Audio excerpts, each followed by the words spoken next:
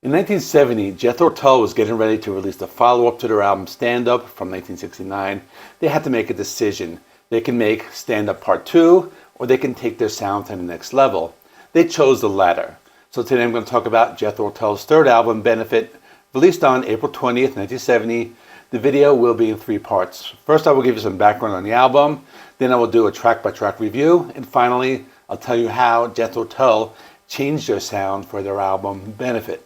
First, I'll give you some background on the album. It was recorded at London's Morgan Studios from December 1969 to January 1970. The lineup included Ian Anderson on vocals, Martin Barre on guitar, Glenn Cornick on bass, Clyde Bunker on drums. This also features John Evans on keyboards, although he wasn't considered to be a permanent member at that time. This is the last album to feature bass player Glenn Cornick, who was fired from the band after the album's tour. The album is considered to be a bridge from the band's earlier sound that they had established on their 1968 debut, This Was, as well as the sound in their 1969 album, Stand Up, and included more Martin Barre's electric guitar and other recording techniques, which I'll talk about in part 3. The album also had a different track listing for the US and UK editions. For example, Alive and Well and Living In was not on the US edition, and Teacher was not on the UK edition, and I will also be talking about the non-LP single, which is Promise, because I feel it is a very important song.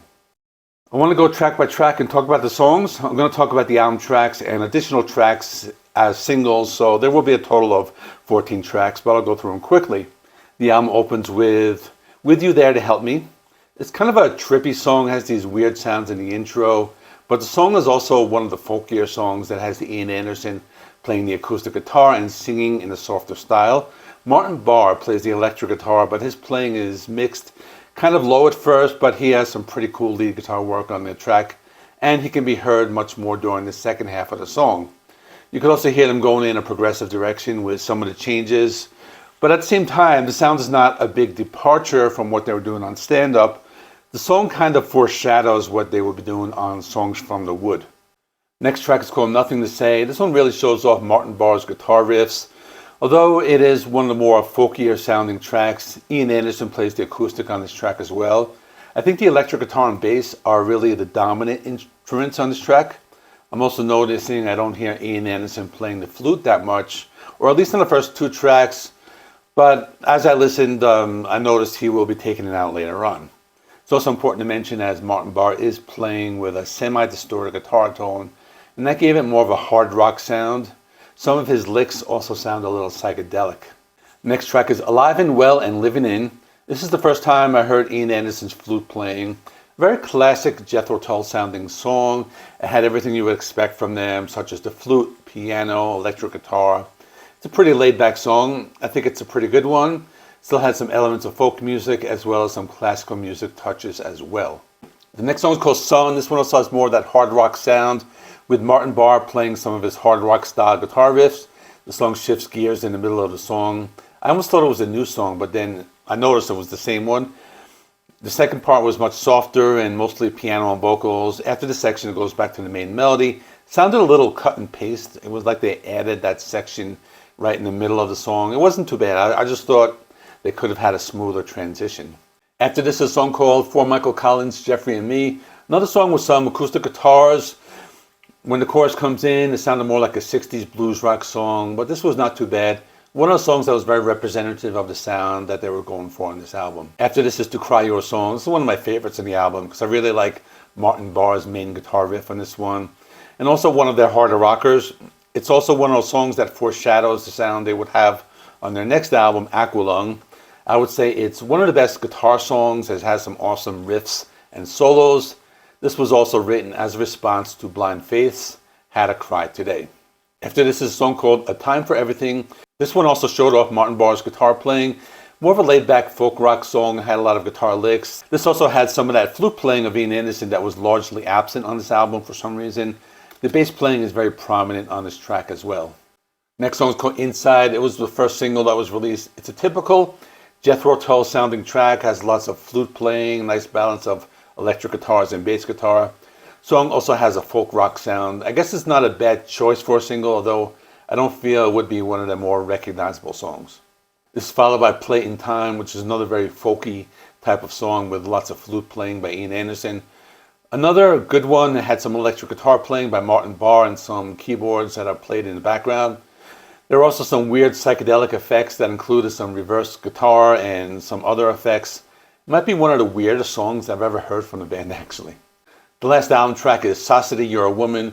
It's another one of those laid-back folk songs featured acoustic guitar playing of Ian Anderson. It's one of the more enjoyable tracks on the album. There's some bonus tracks and singles, so let me talk about them. Next is Singing All Day, which was a pretty cool laid-back song. It had that typical Jethro Tull sound. Also a pretty cool psychedelic interlude. There is The Witch's Promise, which is one of my favorite songs from the album, even though technically it was not on the album. Had that classic folk rock sound that they would be later exploring more at their albums in the late 70s. There's a song, Just Trying to Be Me. This is one of those laid-back acoustic songs sung by Ian Anderson. It's a very cool track, and this band has been known for their stripped-down acoustic tracks. I'm saving the best for last, and that's the song Teacher. This is where they make the transition to the sound they would have on their Aqualung album. Probably my favorite song on the album, even though, again, technically not on the album. It has that perfect balance between folk sounds and hard rock. The guitar riff is very memorable. One of the songs I've listened to many times over the years. For part 3, I want to talk about how they changed their sound on this album. Number 1, I think the biggest change was the shift from the blues to this mix of hard rock and folk rock, because the first 2 albums sounded more like the British blues that was popular at that time. But with Benefit, we start to hear that classic Jethro Tull sound.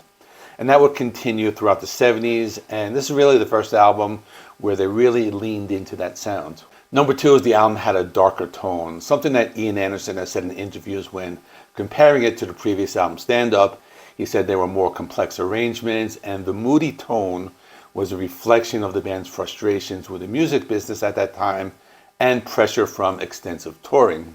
Number 3 is the band started to experiment more. For example, they used some reverse recording techniques, specifically with the flute and piano on the track With You There to Help Me, and some reverse guitar, which I mentioned before in the track Play in Time. So these experimental touches added something different. I thought they sounded psychedelic, as I mentioned previously when I talked about the songs. Number 4 is that this is their most riff-heavy album. There are more guitars that were inspired by bands like Cream, Jimi Hendrix, and Led Zeppelin. Martin Barre turned up the distortion as well. Number 5 is that they had a more unified band sound. It's a very distinct production. They were going for more of a live and cohesive feel as opposed to the sessions and atmosphere of the previous album, and it resulted in an entire performance with a stronger sense of community amongst members. Number 6, as this is the evolution of Ian Anderson's vocals. You can hear a progression in his vocal style over the first 3 albums. Finally, number 7 was the keyboards of John Evan. Even though he wasn't a permanent member at this time, his work on the album gave a new dimension and an added depth and texture.